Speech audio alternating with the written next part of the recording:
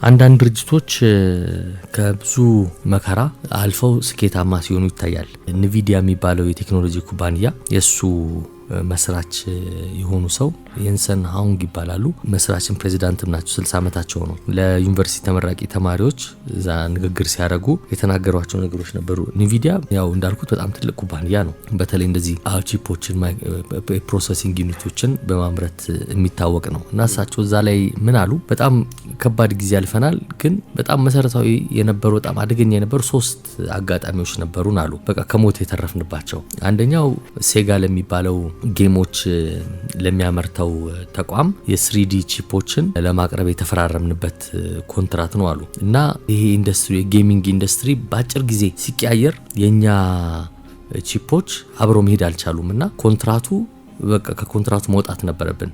ያኔ የሴጋ ኩባንያ ሰዎች ናቸው ያገዙን እንጂ በቃ NVIDIA እዛ ላይ ሞቶ ነበር አሉ።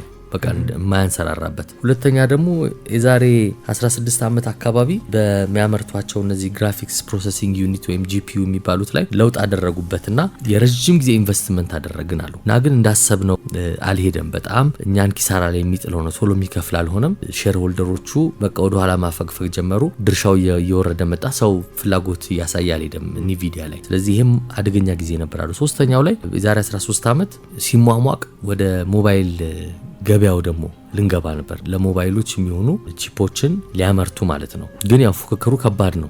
በዛ ደግሞ የተካኑ ሌሎች ድርጅቶች ደግሞ አሉ እና በቃ ያንን ልናደርጋልና በኋላ ላይ ግን ስናየው ወዲያው የአለቆች ውሳኔ እንውጣበት ተባለ። ወጣንና እኛ በቃ ይሄ ሮቦቶች ላይና ራሳቸውን የሚነዱ መኪኖች ላይ ብናተኩር ይሻላል ወደሚለው ዞርን። እውነትም እንደተባለው ነው። የሞባይሉ ገደል ከቶን ነበር። እዚህኛው ላይ አተኩረን ሰራንበት አሉ። በጣም ስኬታማ ሆነ NVIDIA። ይሄንን GPU በ1999 መጀመሪያ ጊዜ ያመረተው ይሄ ኩባንያ ነው። ከዛ በኋላ ደግሞ ለትልልቅ በተለይ ከAI ጋር ለተያያዙ ቴክኖሎጂዎች የሚሆኑ ፕሮሰሲንግ ዩኒቶችን በማምረት ምንም ተወዳዳሪ የለውም እና የቀጣዩ ዘመን ደግሞ ቢዝነስ እሱ ነው ተብሏል። ማአት ነገሮች እየተሰሩ ነው። ሰውየው ሲናገሩ ዓለም ላይ የ1 ትሪሊየን ዶላር ዋጋ ያላቸው ዳታ ሴንተሮች በመላው ዓለም ተገጥመዋልና ሁሉም የነሱን አይነት ቴክኖሎጂዎች ይጠቀማሉ። ስለዚህ ጊዜው የኛ ነው። ለዛ ነው ያን ያደረግነው አሉ።